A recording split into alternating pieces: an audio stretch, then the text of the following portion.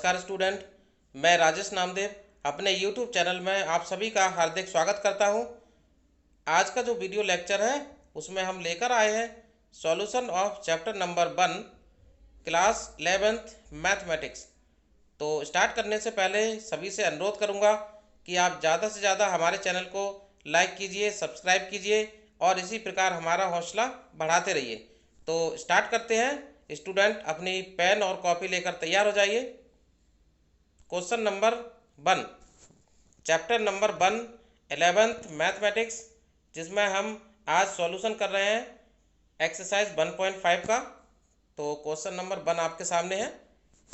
Late u equal to 1 2 3 4 5 6 7 8 9, यानी कि u universal set आपको दे रखा है और a इक्वल टू दिया है 1 2 3 4, ओके। b इक्वल टू दिया है 2 4 6 8 और c इक्वल टू दिया 3 4 5 6, ओके। हमें सबसे पहले फाइंड करना है ए डैश का मतलब है कॉम्प्लीमेंट ऑफ ए, ओके। तो हमें ए डैश फाइंड करना है कॉम्प्लीमेंट सेट ए का। तो हमने आपको बताया था कि कॉम्प्लीमेंट जब हमको निकालना होता है, ठीक है, तो हम कॉम्प्लीमेंट को कैसे लिखते हैं भाई। ए का कॉम्प्लीमेंट हमें चाहिए तो ए के एलिमेंट नहीं आने चाहिए, उन सबको छोड़कर। तो इस प्रकार सबसे पहले हमने लिखा यूनिवर्सल सेट लिख लिया, सेट ए लिखा हमने, बी सेट लिखा और सी लिख लिया, ओके। तो इसका पहला जो पार्ट है उसमें हमें फाइंड करना था ए डैश। तो ए डैश हमने लिखा हुआ है जिसके एलिमेंट है 5 6 7 8 9, ओके। तो देख पा रहे हैं कि जो यूनिवर्सल सेट है उसमें से हमने सेट ए के एलिमेंट को रिमूव कर दिया है। जो बचे हुए एलिमेंट है वो ए डैश को रिप्रेजेंट करते हैं, ओके। इसी प्रकार से सेकंड जो पार्ट है हमारा वो है बी डैश। तो बी डैश को फाइंड करने के लिए आपको क्या करना है, सेट बी के एलिमेंट को यूनिवर्सल सेट यू से रिमूव कर देना है, ओके। तो इस प्रकार हमको सेट मिलेगा जिसके एलिमेंट होंगे 1 3 5 7 9। अब इसका थर्ड जो पार्ट है उसमें है ए यूनियन सी और उसका हमें करना है कॉम्प्लीमेंट, ओके। तो सबसे पहले स्टूडेंट आप ए यूनियन सी वाला सेट लिखेंगे। तो ए यूनियन सी वाला सेट होगा जिसमें ए और सी दोनों के एलिमेंट होंगे। तो इस प्रकार हम देख सकते हैं 1 2 3 4 5 6 ये एलिमेंट ए और सी दोनों के हैं। और अब हमको इसका डैश यानी कि कॉम्प्लीमेंट फाइंड करना है।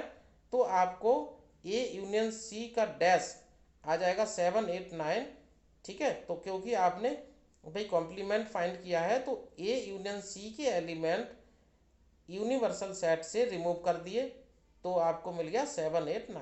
इस प्रकार आपको कॉम्प्लीमेंट सेट लिखना होता है, ओके। नेक्स्ट क्वेश्चन एक्सरसाइज 1.5 का क्वेश्चन नंबर 2 है। एनसीईआरटी की बुक का सॉल्यूशन हम लोग कर रहे हैं। तो इसमें हम देख सकते हैं इफ यू यानी कि यूनिवर्सल सेट आपको गिवन है जिसके एलिमेंट है A B C D E F G H, okay. इसमें लिखा है find the complement of the following sets, okay. तो यहाँ पर हमको सेट ए जो कि है ए बी सी और सेट बी, ठीक है, उस डी ई एफ जी, इसके हमें कॉम्प्लीमेंट फाइंड करना है। तो सबसे पहले हमें फर्स्ट पार्ट है ए सेट हमको गिवन है जिसके एलिमेंट ए बी सी है। तो इसका कॉम्प्लीमेंट जब हम लिखेंगे ए डैश, तो ए डैश बराबर हो जाएगा एक सेट जिसके एलिमेंट आएंगे D E F G H, okay. तो इस प्रकार आप देख सकते हैं कि हमने इसका कॉम्प्लीमेंट फाइंड कर लिया है। यूनिवर्सल सेट में से हमने सेट ए के एलिमेंट को रिमूव कर दिया है, ओके। अब हम देख सकते हैं दूसरा जो सेट है हमारे पास बी जिसके एलिमेंट है डी ई एफ जी। इसका कॉम्प्लीमेंट जब हम लिखेंगे तो यूनिवर्सल सेट से इन सभी एलिमेंट को आपको रिमूव कर देना है। तो बी डैश आपके सामने है set of A B C H, okay. इस प्रकार हम कॉम्प्लीमेंट के क्वेश्चन बहुत आसानी से सॉल्व कर सकते हैं। क्वेश्चन नंबर 3 है taking the set of natural numbers as the universal set, यानी कि यहाँ पर यूनिवर्सल जो सेट आपको दे रखा है वो नेचुरल नंबर का सेट है, ओके। तो यहाँ पर ये नेचुरल नंबर का सेट हो गया यूनिवर्सल सेट, ओके। और write down the complement of the following sets. आपको कॉम्प्लीमेंट फाइंड करना है। सबसे पहले है हमारे सामने x x is that is an even natural number, यानी कि इवन नंबर है और उसका हमें कॉम्प्लीमेंट चाहिए। तो हम देख सकते हैं कि यूनिवर्सल सेट है, नेचुरल नंबर का एक सेट है, ठीक है, उसमें सारे एलिमेंट आते हैं 1 2 3 4 5। ओके, यूनिवर्सल जो सेट होता है उसमें 1 2 3 4 5 6 ये सारे एलिमेंट उसमें आते हैं। तो हम देख सकते हैं कि सबसे पहला पार्ट है हमारे पास जिसमें हमको इवन नंबर का कॉम्प्लीमेंट चाहिए। तो भाई इवन नंबर आपके यहाँ से रिमूव हो जाएंगे तो बचेंगे कौन से, ऑड नंबर। तो इस प्रकार जो सेट हमको मिलेगा वो होगा x, x is that is a odd number. तो ऑड नंबर का सेट हमको मिल जाएगा कॉम्प्लीमेंट में। दूसरा जो सेट है हमारे पास वो है x is an odd number, यानी कि अब ऑड नंबर का सेट है। तो ऑड नंबर का सेट है तो ऑड नंबर सारे क्या हो जाएंगे, रिमूव हो जाएंगे, तो बचेंगे कौन से, इवन। तो अब आपके सामने जो कॉम्प्लीमेंट आ जाएगा वो क्या हो जाएगा, इवन नंबर का सेट हो जाएगा। ओके, थर्ड पार्ट है x is a positive multiple of 3। तो मल्टीपल ऑफ 3 वाला जो सेट है वो तो आपका हो गया सेट यहाँ पर, और इसका जो कॉम्प्लीमेंट आएगा तो उसमें क्या हो जाएगा, x such that x belongs to N, x is not a multiple of 3। Okay, तो यहाँ पर जो मल्टीपल ऑफ 3 है वो एलिमेंट यहाँ से गायब हो जाएंगे। ओके, फोर्थ है x is a prime number. तो वही प्राइम नंबर वाला जो सेट है, ठीक है, वो सारे एलिमेंट जो प्राइम नंबर को शो कर रहे हैं वो यहाँ से यूनिवर्सल सेट से रिमूव हो जाएंगे।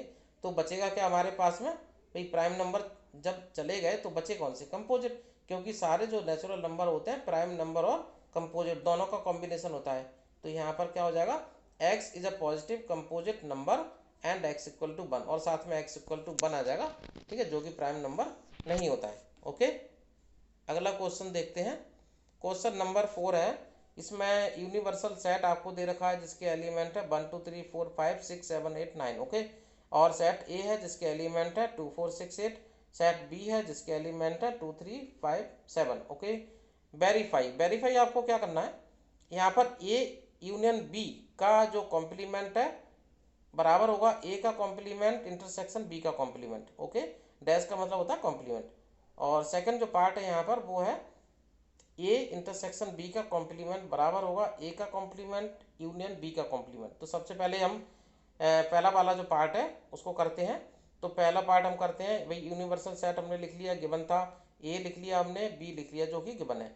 अब सबसे पहले हम ए यूनियन बी का कॉम्प्लीमेंट हमें फाइंड करना है। तो ए यूनियन बी हमने लिख लिया जिसके एलिमेंट हो जाएंगे 2 3 4 5 6 7 8। ओके, अब इसका डैश कर दिया यानी कि कॉम्प्लीमेंट। तो कॉम्प्लीमेंट में क्या होता है, इन सभी एलिमेंट को रिमूव करना है यूनिवर्सल से, तो बचेगा क्या 1 और 9। तो ये आ गया आपका ए यूनियन बी का डैश। ओके, अब आपको क्या करना है, आरएचएस वाला जो पार्ट है ए डैश इंटरसेक्शन बी डैश।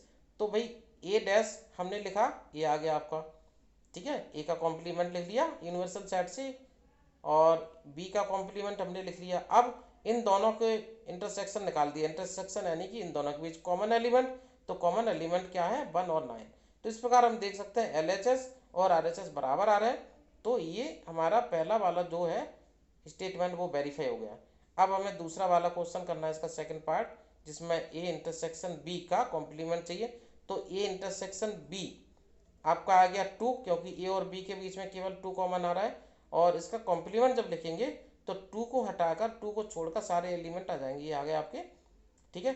अब आपको ए डैश और यूनियन बी डैश, तो ए का कॉम्प्लीमेंट, ठीक है, और दूसरा बी का कॉम्प्लीमेंट और उनका डैश कर दिया हमने। इस प्रकार से अब हमने ए और बी के कॉम्प्लीमेंट का यूनियन हमें फाइंड करना है। तो यूनियन में क्या होगा, दोनों के एलिमेंट आएंगे। तो दोनों के एलिमेंट आ चुके हैं, देखिए 1 3 4 5 6 7 8 9, जो कि हमारा सेम है एलएचएस के बराबर, पहले जो आ रहा था वही वाला सेट आ गया।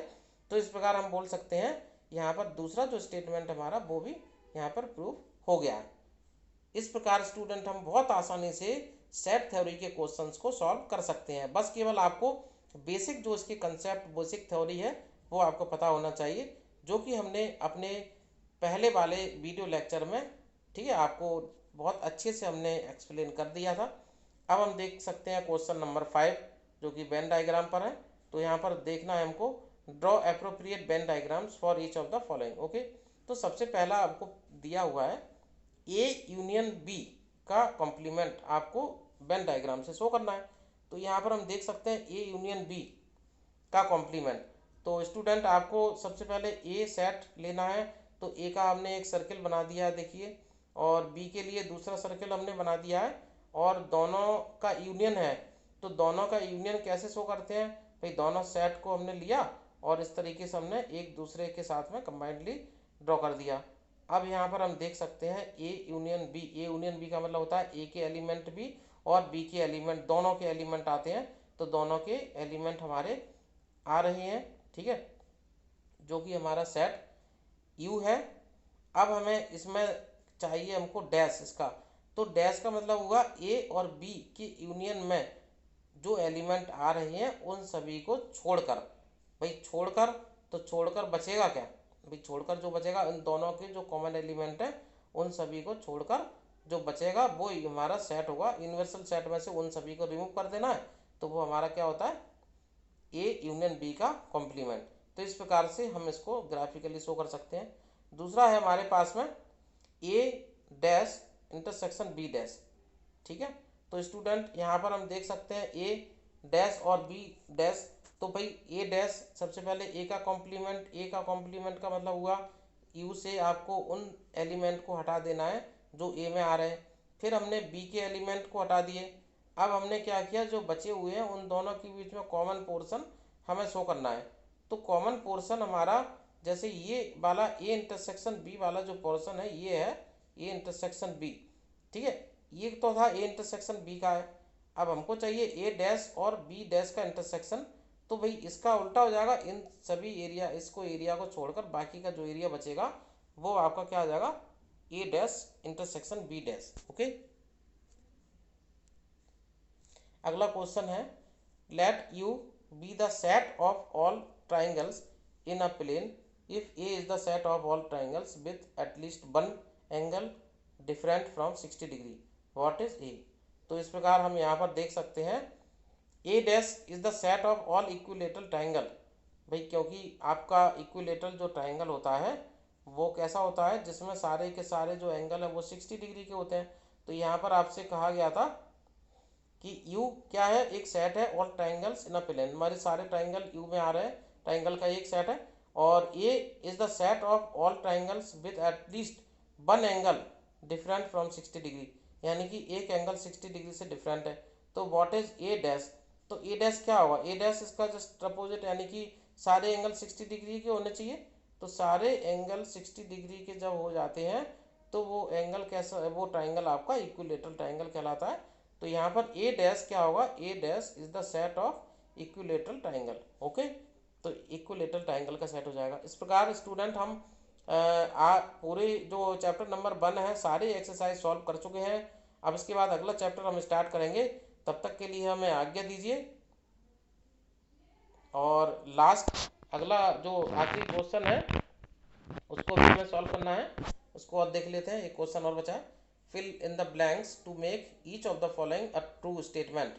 तो स्टूडेंट यहाँ पर हम देख सकते हैं ए यूनियन ए डैश।